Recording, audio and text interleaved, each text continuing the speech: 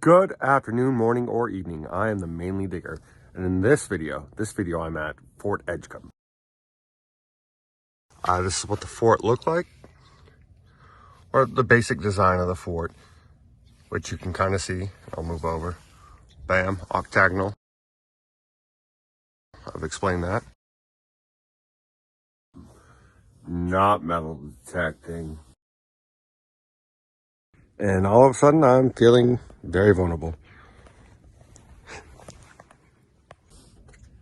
They have rules.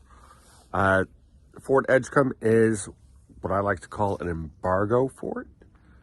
The United States placed an embargo on the French and British.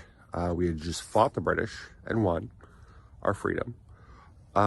And we were our own country, but we didn't really have the Navy or the military. You know, we just won a war, but we lost a lot.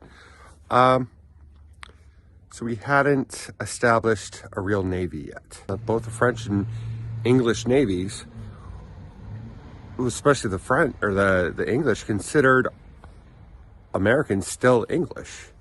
So they're still English citizens. So they would go and capture merchant marines or merchant vessels and make the sailors and press them into service.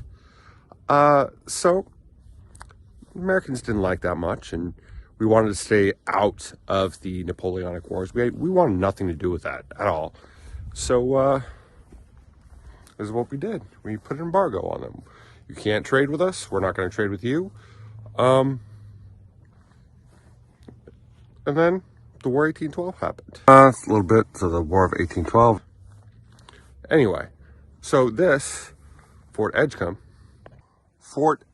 is one of 4 forts, embargo forts, that were built during this time. And I'm not going to give you the names and dates.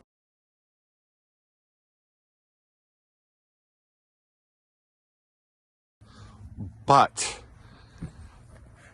it was used to protect Wiscasset. We're in Wiscasset. It's named after the local town, Edgecomb. And they just protect the harbor. You can't really see the harbor. But as you can imagine, these trees probably weren't here, most likely. And you could get a full 360. Even down there, which I'll go down there, is where the batteries were. Where the big guns were. The heavy guns, the Arty 18-pound cannon, which is cool. That's the big gun. If you look, this is the front of the fort. And this is one of the 4, like I said, embargo forts. But it was actually finished before the War of 1812, which most of the forts weren't. But it's, it was used for the locals. The locals were like, oh, something bad is going to happen, so they would show up here. As you can see, it's octagonal, so you can see from all directions. It's locked, so we can't go inside, unfortunately. But you can see from all directions, so soldiers or anybody with a rifle or a weapon could protect it. If you look at the slots right there, or gun ports is a better description. And it was probably stockpiled. It's called a stockade, so not a stockade.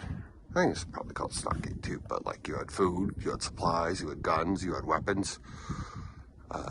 So looking down, going across, you can see where the batteries were, and I'm going to go down there. But this is what they were protecting.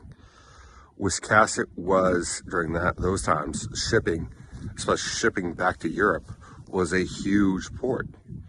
It needed protected. It was extremely busy. Shipbuilding. This is where it was protected. This is Wiscasset Harbor. And so they put embankments right there. They put batteries. Right there.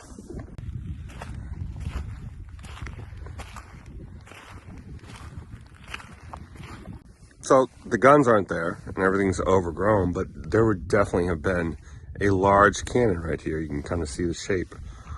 You can see the shape. It's round, so it'd go swing it back and forth, back up.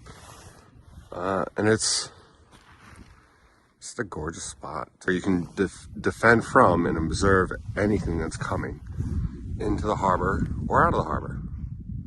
Kind of the point.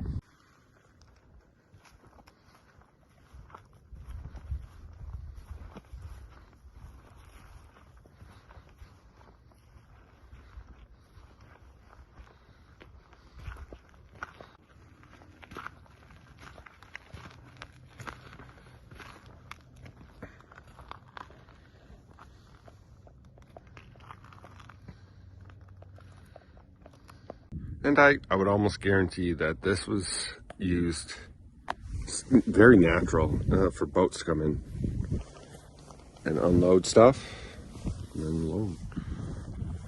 Or leave, I mean.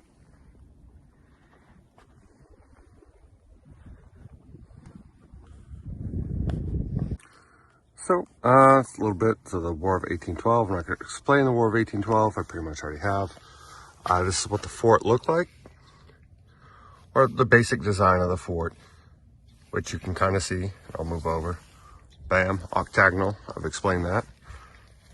So the basic design of the fort, the basic outlay of the fort, just showing its octagonal design. That's cool. I think it's kind of cool how it, I don't know, how it explains that.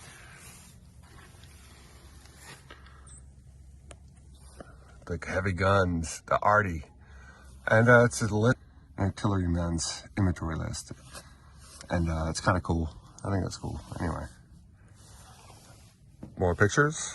18-pound cannon, which is cool. It's the big guns. More cannon stuff. How they loaded and fired and maintained artillery in action. So trajectory or shot trajectory. And different kind of shots. That's cool. And grape shot. Also, they had hot shot furnaces. So they had, for like wooden chips, they heat up the shot in the oven, shoot it, and pretty much set the ship on fire, which is awesome.